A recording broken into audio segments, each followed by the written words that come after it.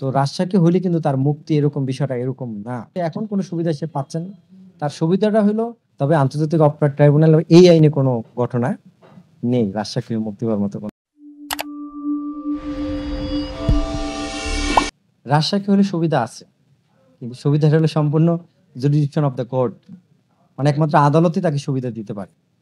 আইনে যেটা আছে যেমন ফৌজদারি কার্যবিধিতে রাজশাহী হওয়ার সুযোগ আছে। আর হলো আপনার এখন উনি যেই আন্তর্জাতিক অপরাধ ট্রাইব্যুনাল আন্তর্জাতিক অপরাধ আইনে যে উনি রাজসাক্ষী হয়েছে সেখানে ইতিপূর্বে এরকম কোনো নজির নাই রাজসাক্ষী হওয়ার। এই প্রথম একজন ব্যক্তি যিনি রাজসাক্ষী হওয়ার ইচ্ছা পোষণ করেছেন। তো সেই আইনের আন্তর্জাতিক অপরাধ ট্রাইব্যুনাল আইনের ১৫ ধারায় কেউ রাজসাক্ষী হতে পারেন বা উনি ১৫ ধারায় দরখাস্ত করেছেন। তো উনি যে এখানে রাজসাক্ষী হলে তার যে বেনিফিটটা কিন্তু ডিফেন্ড করে ৩ ধারায়।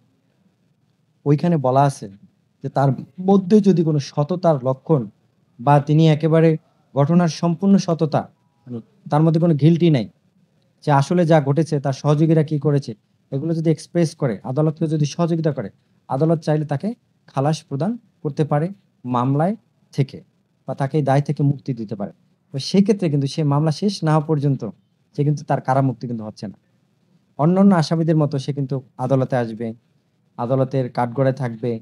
অন্যান্য সাক্ষীরা, অন্যান্য আসামিদের আইনজীবীরা সাক্ষী হিসেবে তাকে জেরা করতে পারবে যে আসলে সে এই যে রাজসাক্ষী দিয়েছে ঘটনার সত্য মিথ্যা, এটা অন্যান্য আসামিদের আইনজীবীরা তাকে পরীক্ষা করতে পারবে।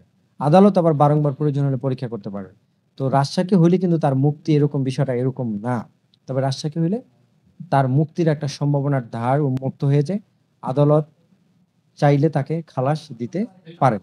এটা totally jurisdiction of the court. এটা আদালতের এখতিয়ারধীন বিষয়।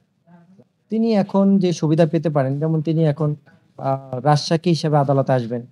আসামির স্পট বা আসামির যে বিষয়টা তার মধ্যে থেকে কিছুটা দায়বদ্ধতা মানে কমে গেছে বা তার একটা হোপ থাকে যে সে আসলে সুবিধা বলতে তার একটা সুবিধা তো আছে। কিন্তু সেই সুবিধাটা হলো তার মধ্যে এখন কোনো সুবিধা সে পাচ্ছেন না।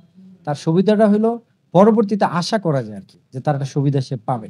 সে মামলা থেকে খালাস পেতে পারেন, দায় মুক্তি হইতে পারে। এই মুহূর্তে তার কোনো সুবিধা নাই। এই মুহূর্তে তার অন্যান্য আসামিদের মতো তার আসা যাওয়া, আদালতে নিয়মিত হাজিরা দেওয়া, তারপরে আদালতের প্রসিডিউর মেইনটেইন করা সবকিছুই ওই আসামিদের মতই চলবে। এরকম অনেক ঘটনা আছে। রাজসাক্ষী হয়ে মুক্তি পাওয়ার মতো অনেক ঘটনাই আছে। তবে আন্তর্জাতিক অপরাধ ট্রাইব্যুনাল এই আইনে কোনো ঘটনা নেই রাজসাক্ষী হয়ে মুক্তি পাওয়ার মতো কোনো ঘটনা এখন পর্যন্ত ঘটেনি।